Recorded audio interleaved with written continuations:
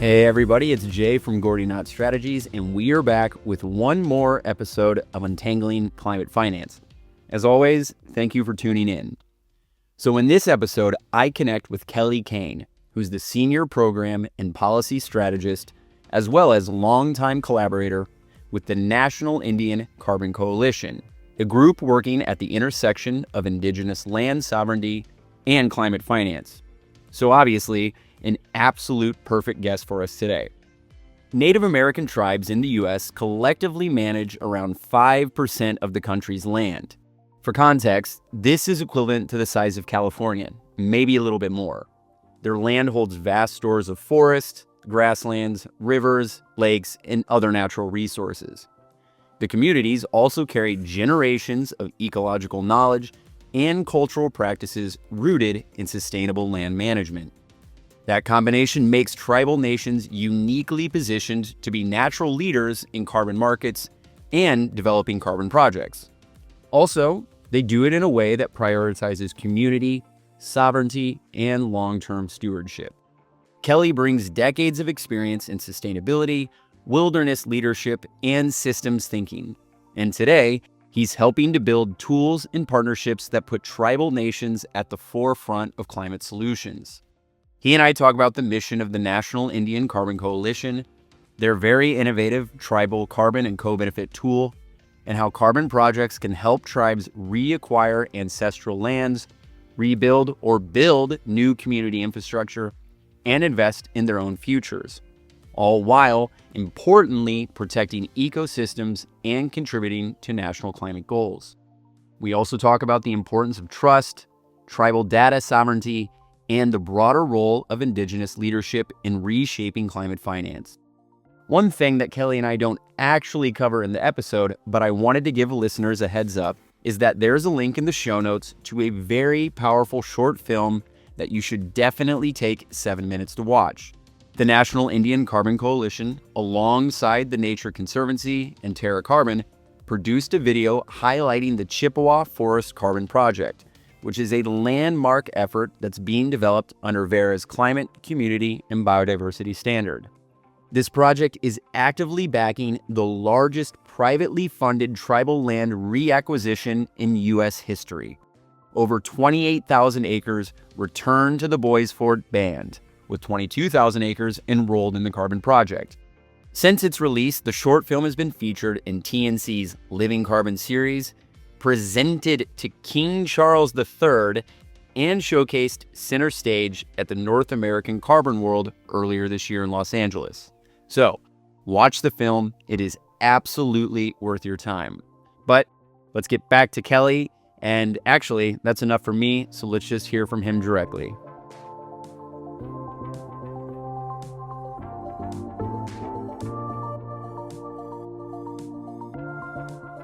Hi, Kelly. Welcome to the show. How are things your way? They're great, Jay. It's good to finally see some spring here in northern Minnesota. Yes, I was just going to ask where you're calling in from. So northern Minnesota it is. Well, actually, I'm in Stillwater, where my primary office is on the east side of St. Paul, Minneapolis, but I spend a lot of time in Ely up on the Canadian Riviera, as we affectionately refer to it. Very nice. And correct me if I'm wrong, but you could still get snow there in May, I've heard. It's already proven itself numerous times. So yes, we can. It's not unusual. Yeah. So spring is upon us, but it doesn't necessarily mean that you're out of the winter woods for sure. Yeah. The bluebirds are back, so it's given us a fair amount of optimism. Yeah, that's a good sign.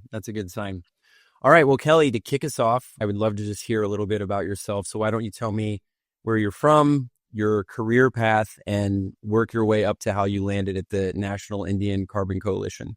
Sure. It's a long and sordid story, but I've had the privilege of living in many places across the country as well as somewhat internationally. But I grew up in Elizabethtown, Kentucky. So if you ever watch any Hollywood films, there's one called Elizabethtown. Well, that's where I grew up. I then spent my undergraduate and master's programs at Western Kentucky University, where I had undergrad degrees in agriculture, architecture, minor in real estate, and then finished my master's in outdoor adventure education there through the early 80s. And then I spent numerous years in the wilderness areas across Wyoming, Idaho, Alaska, North Carolina, et cetera, doing wilderness leadership, adventure education, trips for Wilderness Education Association, Outward Bound, and then ultimately Wilderness Inquiry in the Twin Cities, where I then finished my doctoral work in natural resource management. That led me to pursue academics, which growing up, that was the furthest thing from my mind. So I couldn't have thrown a dart and hit that one. Yeah. I took a teaching position at University of Wisconsin, River Falls, teaching a wide variety of courses, and thought that we would go back west where I had met my wife on the way to Alaska, and 28 years later came to toward the end of my career at UWRF. But the last 7 years was especially critical. I did a fair amount of tribal work for Lakota Ojibwe Community College, and then was founding director of the St. Croix Institute for Sustainable Community Development and director of campus sustainability. The Institute was a think and do tank for making sustainability relevant to the general public, meaning if sustainability can't bring forth pragmatic and economically viable solutions to everyday problems, then we were going down the wrong path. So my students and I spent a lot of time around front edge sorts of projects. So for example, we wrote the only carbon negative climate action plan for a campus or university anywhere in the country. That would have been the 2010 roughly area, 2010, 2012. To my knowledge, that's still the only carbon negative climate action plan. We were also the conceptual designers for the Habitat for Humanity Eco Village, which wound up being 18 LEED Platinum carbon negative homes or climate energy positive homes. Wow. In River Falls. And I was not only involved greatly in the design, but also the political and financial navigation of that project to the final build out in 2014. And it was at that point I left the university and took the St. Croix Institute into private consulting as an LLC in Minnesota, doing corporate and community sustainability consulting. Yeah. It was also at that point that 2 years later, in 2016, I developed a public benefit corporation by the name of LICO2E, LICO2E, otherwise known as Locally Invested Carbon Offsets, which I had thought about while I was running the Institute. And it was, how do we make carbon offsets part of the local economy? Yeah. So, I have nothing against spending money on carbon offsets in the Amazon or anywhere else. But how do we help our local communities do that just the same we do for energy, food, beer, art, whatever it happens to be? Yeah. So it was at that point that a mutual attorney friend introduced me to Brian Van Stuppen, who's the program director at National Indian Carbon Coalition, and he had just taken over at that time, and I just created the Public Benefit Corporation, and we found ourselves pretty much headed down the same road. So I've been working for and with Brian for the past 8 years. Pre-COVID and COVID were some pretty lean sorts of years, but the last 5 years have been pretty much, we've been strapped to the same rocket and bringing on new staff and doing a lot of new projects. So it's now 95% of the contractual work that I do for him. I have virtually no other clients, and feel so fortunate to be working with Brian and Nick. And these, what I think about as being my final professional and personal chapters.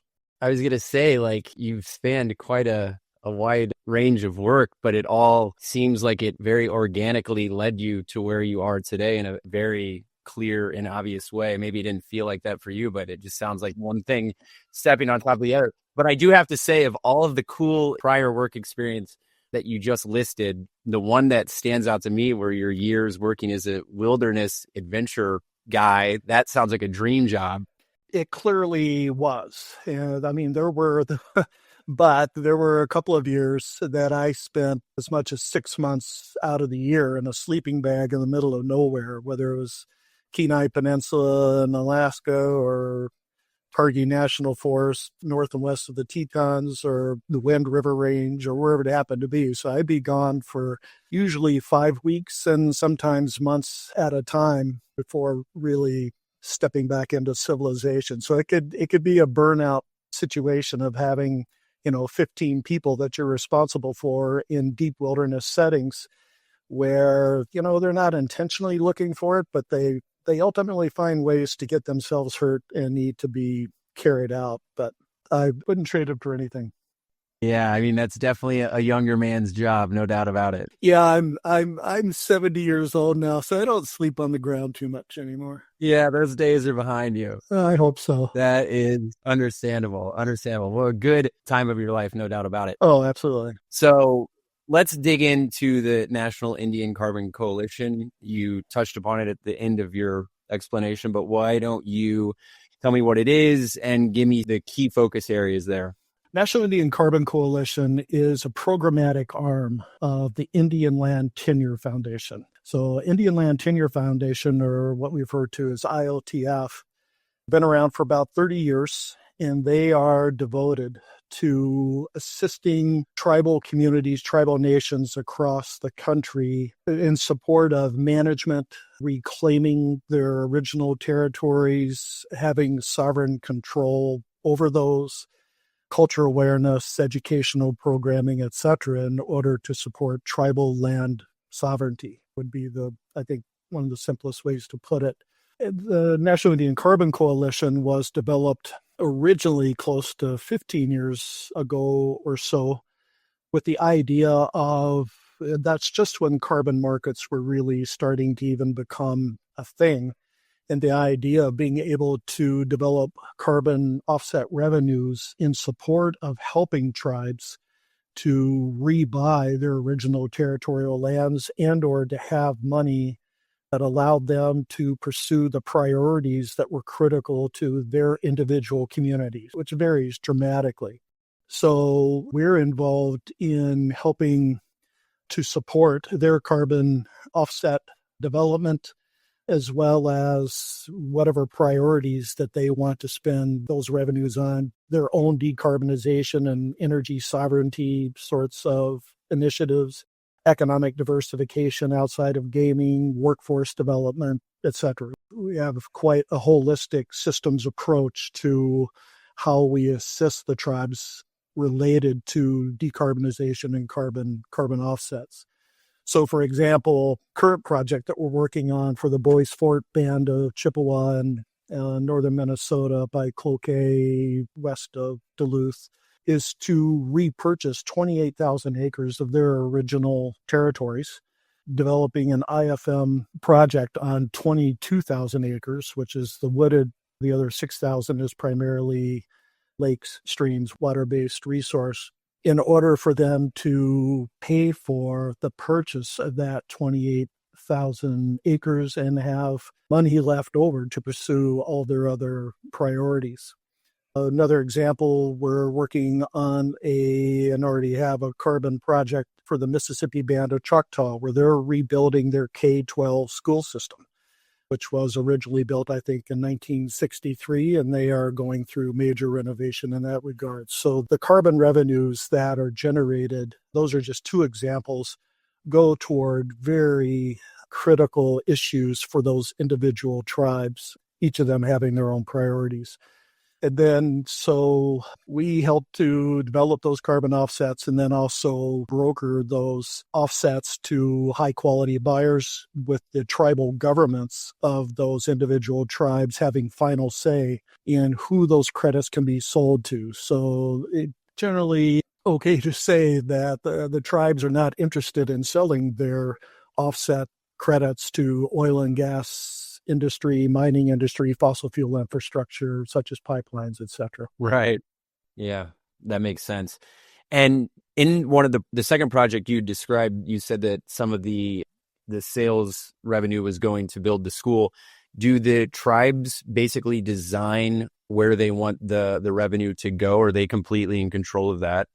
Yeah, each tribe has its own cultural norms and framework for how they make legally binding political decisions within their sovereign territories. So, whatever their community engagement process is, and of course, we encourage and support whatever way we can to make sure that the full community of any tribe that we're working with is aware and supportive of these projects, and then the tribal governing boards generally having final authority and passing resolutions about how that money will be spent on behalf of the tribe. So it's not a single recipe of how every tribe conducts their political and legal decision-making processes, but we support that in every way that we can that's individual to each tribe. Yeah, that makes sense. That's awesome. And do you have any idea off the top of your head how many tribes you're working with? We currently have 5 projects that are already in the market. So I can give you a sense of, we have Fond du Lac and Band of Lake Superior Chippewa and Bois Forte Band of Chippewa in northern Minnesota. We have Keweenaw Bay Indian Community in the UP of Michigan, Blackfeet in Montana, and the Mississippi Band of Choctaw in Mississippi, obviously. And then we have 7 more tribes, which I won't go into in terms of identities, that are now coming into and or in the pipeline of new projects that we're helping to develop. So we're currently working with about 13, and Brian is on the road a lot in conversations with tribes across the country. Increasingly, a larger number of tribes starting to show tremendous interest in the Pacific Northwest, for instance. We're starting to have conversations with some First Nations in Canada and some preliminary sorts of conversations with indigenous communities in Central and South America, but it's primarily U.S.-based, as well as Alaska Native communities and Native Hawaiian communities, but starting to branch into work with First Nations in Canada also. Man, I love to hear that. I really like to hear that you guys are finding interest around the country, but then even outside of the country. Yeah, it is exciting. It's daunting at times, because I mean, I'm sure you and probably the listeners to this really understand how complex carbon projects can be and how many thousands of moving variables there are at any particular moment with each one. So yeah, it's a very exciting time to be engaged in this, and worthwhile. I mean, the science is pretty clear. We're pretty much out of time, and meeting 2030 commitments for Paris that's basically tomorrow. 2050 is day after tomorrow. Yeah, exactly. So we don't have any time to be messing around. Boy, is that true. That is absolutely true. Are the majority of your projects forest projects? Yeah, all of our projects to date, these first 5 have all been IFM projects. The first 4 of them were ACR 1.3 and now converting and or initiating 2.1 under ACR. And then our Bois Forte project is a Vera 0045 dynamic baseline model, walking hand in hand also with the Vera CCB certification, so Climate Community Biodiversity certification, that we're running in parallel with our Tribal Carbon Co-Benefit tool, which I assume we will get into. So this is the first time that we've done a 0045 and the first time we've done a CCB certification, which from it appears CCB certification and our co-benefit tool will be an automatic to every project, virtually every project that we do from here on out, because it's just, the co-benefits are just so critical to really understanding and providing solutions that really work over and above just sequestering as much carbon as we can. That was great, because that was the next direction I was going to go, because from what I understand, your baby is the tribal carbon and co-benefit tool, and that's a big part of what you've been working on. So why don't you tee us off and tell us more about the tool? Yeah, more than happy to do so. The tribal carbon and co-benefit tool is something that we're very proud of.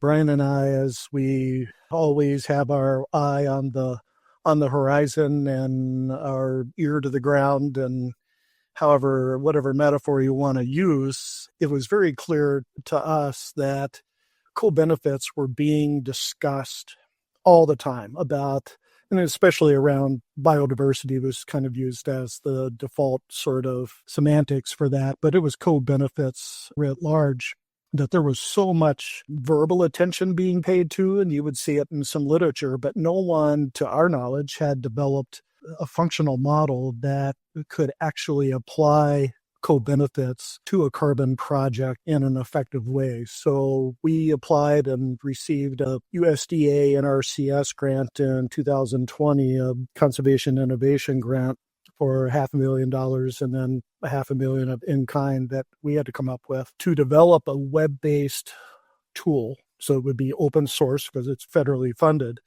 And we were using the best available open source data to develop this tool that would be of benefit to each and every one of the 574 federally recognized sovereign tribes, much less the 60 state-recognized tribes, to Alaska Native corporations and to Native Hawaiian communities. So I spent the first 15 months, because Brian's obviously very busy with a lot of other things. And this was my primary focus for 3 years, of looking for any model that might be out there that we could build from so that we weren't starting from scratch. And we couldn't find a thing until we talked with Ben Walensky, which we have great gratitude for at Arbor Day.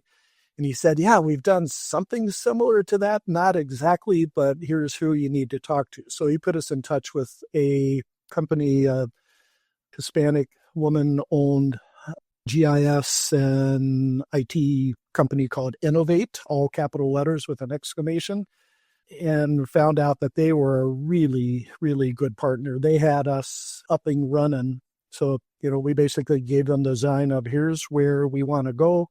Here's the data that we want to integrate, and it needs to be user-friendly, web-based, intuitive, that not only tribal governments, but their professional staff, tribal community members could literally pull their reservation data layers up to see what at least was in the open source community or public data of their ecosystem goods and services, ecological conditions, et cetera, estimates on carbon saturation, for example, water quality, et cetera, as well as the socioeconomic status, which we use primarily the American Community Survey, which is a subset of the census data, to identify what's the poverty rate, what's the unemployment rate, what's the incidence of diabetes, hypertension.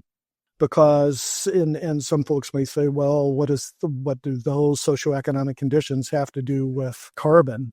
And one of the first questions that tribes would generally always ask in regards to whether or not they want to do a carbon project was, what will be the impact on subsistence hunting, fishing, gathering, which is so obviously core to their cultural identity and fulfillment, etc.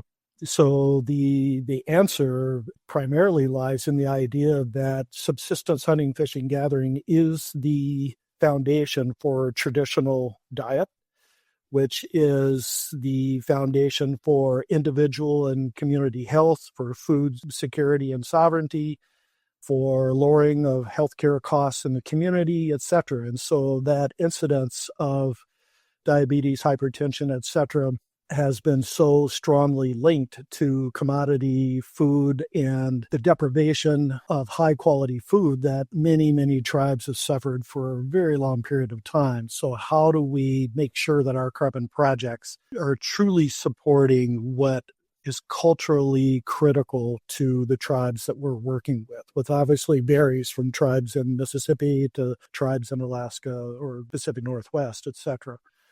So we put this model together and had most of it up and functional in about 6 months. It resulted in 283 separate metrics across ecosystem and socioeconomic goods and services. There's nothing magic about the 283. That's just out out of all the data we were confronted with, it's kind of like, okay, is this useful or is it not? Do we find this of relevance to the carbon project or do we not? Yeah. So we came up with 283 currently. We're going to have some more here before too long because we're adding fire and flood risk data layers to all 574. But we took those 283 and then assigned them to one or more of the United Nations Sustainable Development Goals. So basically, if you've ever read the submetric descriptions for the SDGs of the UN, they are so qualitative. Yeah. I mean, they provide some guidance, but there's nothing there in terms of quantitative sorts of targets, which actually I think makes it a really good place for us to plug into. So if you go into the tool, you can literally see what metrics are assigned to what goals and vice versa. And then recognizing that those co-benefits are of great interest to the tribes. It really helps Brian going in to have a new conversation or extended conversation with tribes. Here's what we know about your tribe. Please tell us, where are we right? Where are we wrong? I mean, it just really helps to build trust, to build a more substantive conversation. And ultimately, it really helps us to negotiate on behalf of the tribe that we're working with a higher value-added premium to the carbon price that a buyer is willing to pay. And having done a lot of corporate sustainability consulting and have a fair amount of understanding and intentionality around this, we're selling to a corporation or an institution that has ESG reporting, as much as we know ESG is being hammered at the moment. Mm-hmm. But there are many corporations who are still committed to environmental, social, and governance reporting, especially if they're European, that you can take all of our metrics and their assignment to SDG, and they're relatively, I'm doing air quotes when I say relatively, easy to map onto Global Reporting Initiative, which is GRI, or Carbon Disclosure Project, CDP, or CSRD, the Corporate Sustainability Reporting Directive, which is the EU directive, and many, there are numerous other ESG reporting platforms which these can be mapped onto. Yeah. So those have very direct economic and reputational value to the buyers of our carbon projects, making them that much more appealing. Besides our commitment to being on the front edge of using the latest and best of methodologies, as we're all familiar with over the last transition that we've been going through over the last five or 6 years. Our intent is to always be at the front edge of quality and integrity, and not only in carbon, but in co-benefits, and bringing the tribes into the national leadership position that we think they so rightly deserve, especially around these types of projects. And is the idea that you introduce the tool to the tribe and you give them a bit of technical assistance, teach them how to use it, and then they manage the tool as the project grows? Or are you guys involved throughout the entire process with the tool?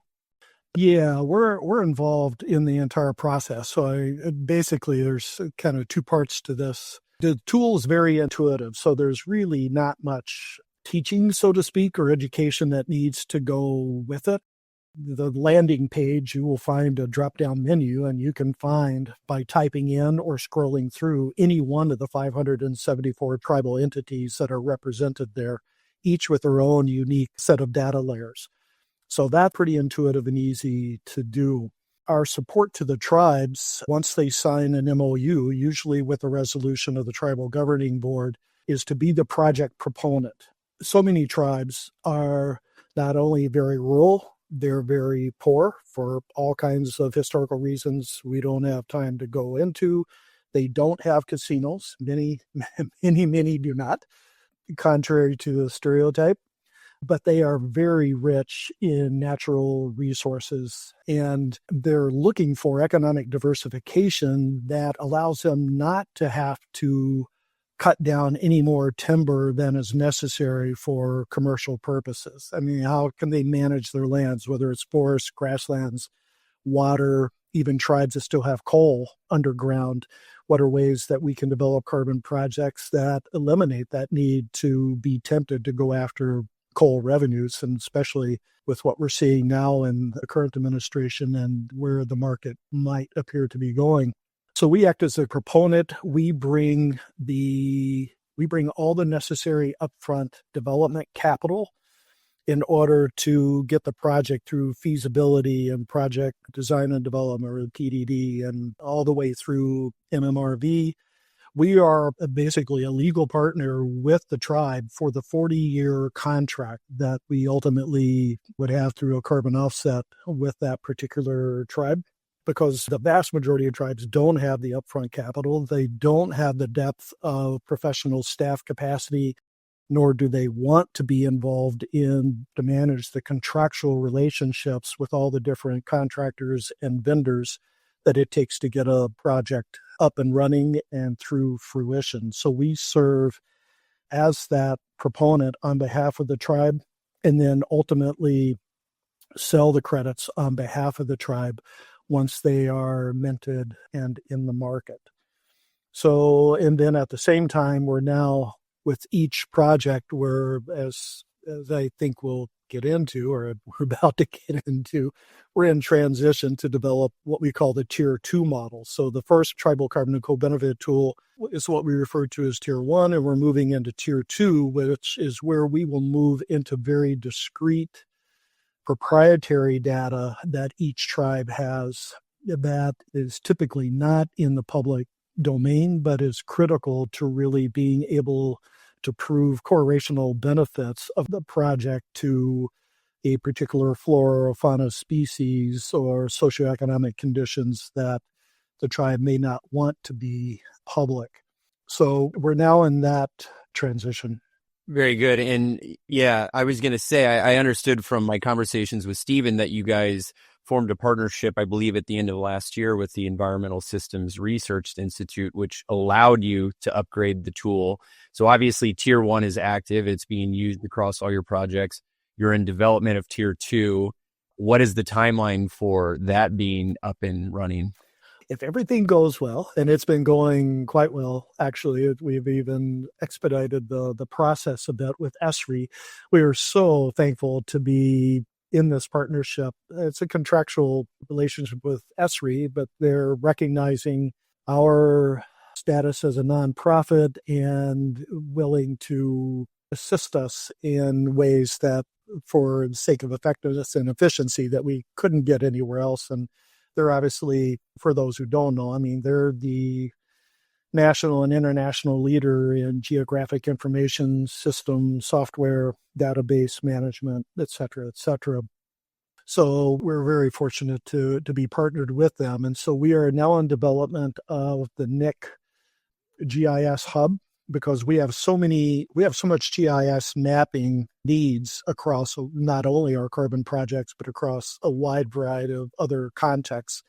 So we're developing this GIS hub with ArcGIS software and their assistance in moving the tribal carbon and co-benefit tool to what is also being called 1.5. So putting it purely into a ArcGIS framework. The original Tier 1 had a fair amount of coded platform to it, which we don't need to get into.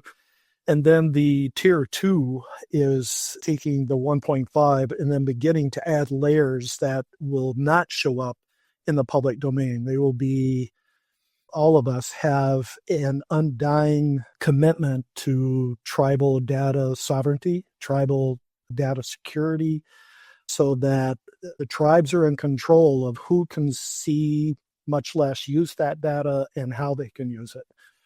So, for instance, in the Tier 1 model, to give you an example, for biodiversity, we had a biodiversity richness index for each of the 574 tribes. It's a combination of both endemic and invasive species and habitat quality, et cetera, et cetera. But there's no individual species that is generally called, maybe in some invasive species, but there's no individual species that are called out. In the Tier 2 model, we'll be tracking very discrete data around culturally critical species to that individual tribe. So here in the upper Midwest, tribes are likely to pick walleye, for example. In the Pacific Northwest, tribal communities, they're probably going to pick salmon.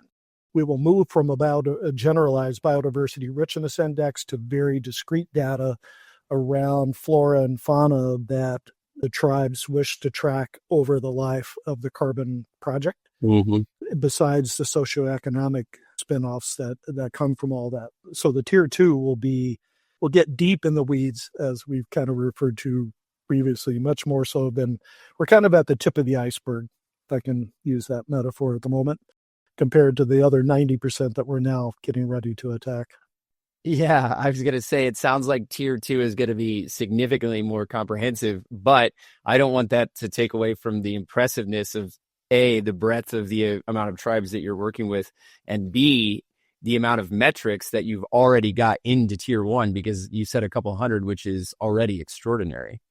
Yeah, well, there's 283, and the reality is, if we had to track all 283 across every project, there would not be enough time and money to do that in an effective and defensible way. Right. So the tribes, working with the tribes, they will tell us very specifically what are the, for Vera CCB certification, we're likely to not be doing more than 3 to 6 individual sorts of metrics, but on the backside with the co-benefit tool, we'll likely be tracking 10 to 20. I'm thinking not more than 30, because that becomes a huge initiative to benchmark and track those over a 40-year period. So we have to be pretty cautious about which ones we choose and how we go at this to make sure that we can defend the data that comes out the other end. Absolutely. Of course, like, data is a double-edged sword, right? On one hand, it's incredibly useful to have, but on the other hand, if you've got too much, it's overwhelming. Oh, yeah. So you have to be very bespoke. And I'm sure, as you said, the tribes themselves know exactly what they want. And so the fact that you're able to provide that, monitor that, build that strategy over the course of the project life, incredibly valuable for them. Yeah. And then on the other hand, I can understand why, of course, they would want some of that data to be proprietary.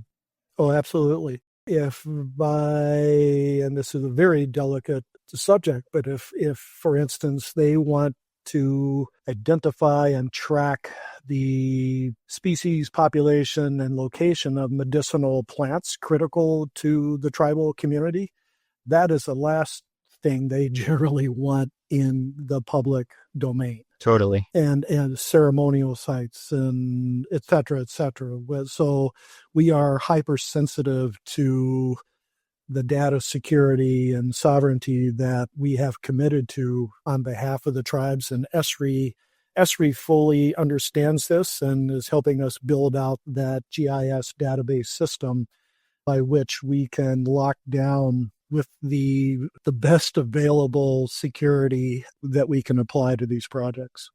Right. As you said earlier, top priority for you guys. And of course, that makes building your relationship with the tribes also very crucial. So, yeah, all it takes is one time to destroy that trust. So, yeah, for sure. It's a constant vigilance. Yeah. Well, you guys are on the ball, it sounds like. All right, Kelly, we're almost finished, and we kind of touched on this earlier, but I do want to circle back to it, and it's about the scaling and the expansion for you all. And it, obviously, you'd mentioned Brian's hitting the pavement all the time, and you guys are expanding beyond just the U.S. Of course, you know that tribes own and manage a lot of land across the U.S., but obviously not as much as they should. They were roughly 5% of U.S. landmass after having owned 100%. Yeah, exactly. And of course, like, their land is crucial to all of the climate efforts, because you also touched on this, the clock is ticking, and we know this. It sounds as if you guys are doing a very good job of bringing more tribes to the table.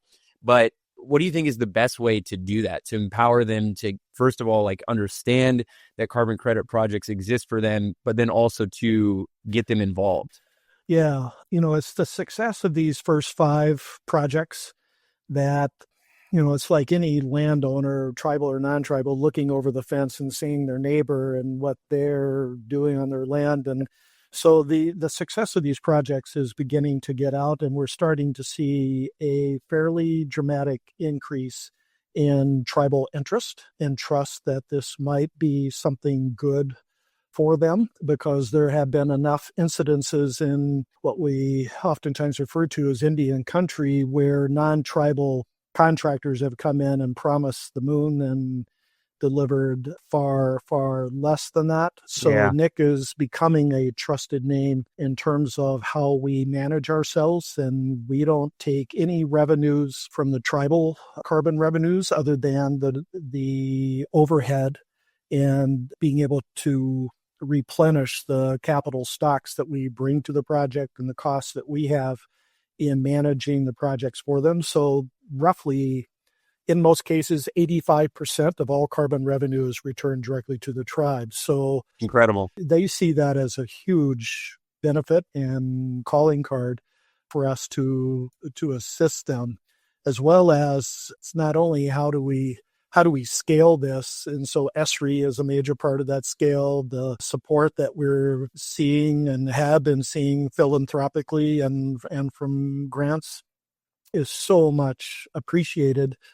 But now we're beginning to add really talented young in-house staff with Stephen Taglieri, who is our marketing director, Quentin Ikuda, who is our IFM project manager, and Jake Stanton, who is our ARR manager. So we're actually just getting ready to go into our first reforestation project, as well as a grassland project and some orphaned oil and gas well plugging projects. So we're scaling in that way.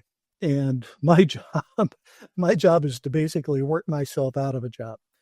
So helping Brian to get Nick to where he wants to go in terms of that scale and ultimate maturity of the organization, which is rolling along, and helping to bring new staff along and support their efforts in every way that I can. So yeah, we're scaling at the speed of trust, as is oftentimes used, and scaling at the speed at which we can apply money effectively and make sure that we have the highest quality projects on the market. Yeah, that's the key balance, right? Is quality with steady progress. And I have no doubt that you guys are going to achieve all of that. And the team sounds like that you're building is very adept at what you guys are doing. So that's exciting stuff. Yeah. And we have Rafa Sapochnik, who works with us as a contractor on a lot of the GIS and social research side of this, as well as Isa Deering. And Rafa is a PhD student at Yale working in this field. And Isa Deering is a PhD student at Oxford University, who is also of tribal and African-American descent, who are just passionate about doing the social research side of this along with us. So we've got some really good folks on the team. Yeah, you've got the right people in place, and you can keep your eye on retirement just a couple of years down the road. No, I'll be around for as long as I'm productive and relevant. And there you go. I'm with you. That's the right approach. I'm having a great time. Totally, as long as you're having fun. Yeah, I couldn't make this up in terms of how privileged I feel to be working on this in my final chapters. So be here as long as it makes sense. That's beautiful, Kelly. Beautiful. All right. Well, my last question for you is an evergreen question that I always ask the guests at the end. It's related to climate finance. And in this regard, that would be tied to carbon credits. And it comes from Stoicism. You're a Stoic at heart.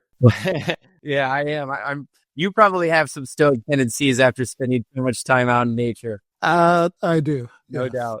No doubt. It's the original question from Epictetus is, what concerns me is not the way things are, but the way people think things are.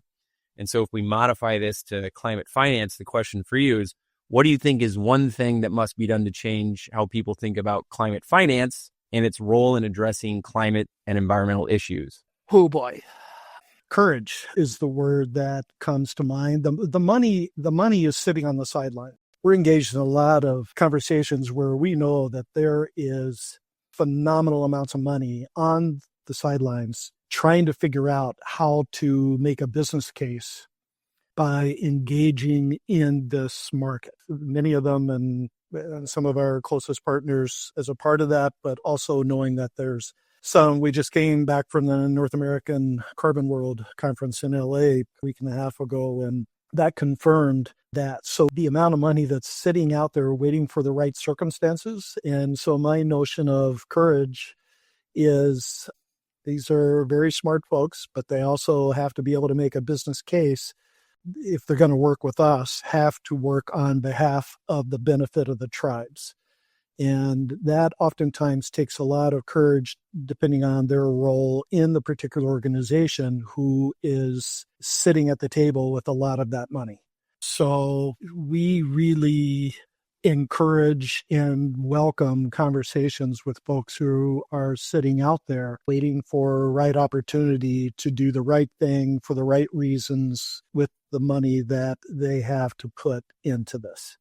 And we're seeing many of them, but we know there's many more out there, and they're interested in working on behalf of the tribes and to the tribe's ultimate benefit.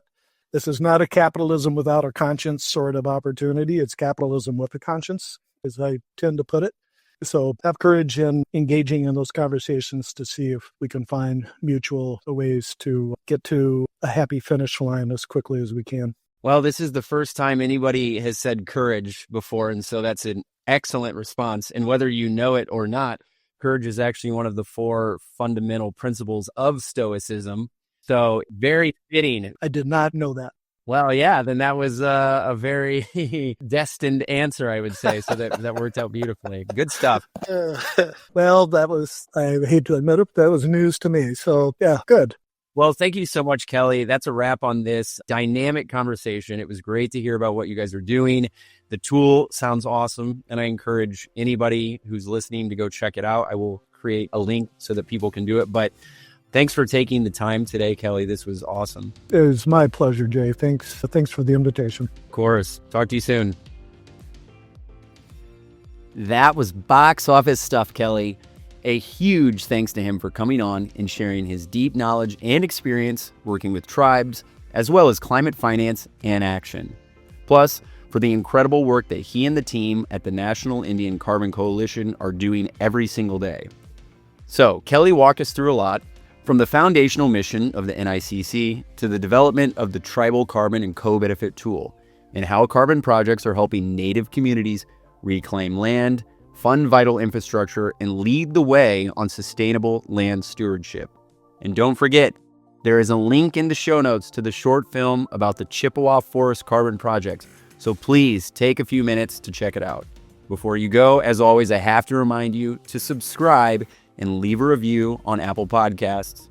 And if you subscribe on Spotify, tap the little bell icon so that you never miss an episode. And if you want, make sure to explore our other podcast content and sign up for our weekly newsletter, Sliced, for updates on climate finance, carbon markets, impact investing, and much more. Okay, catch you next month for another climate finance convo.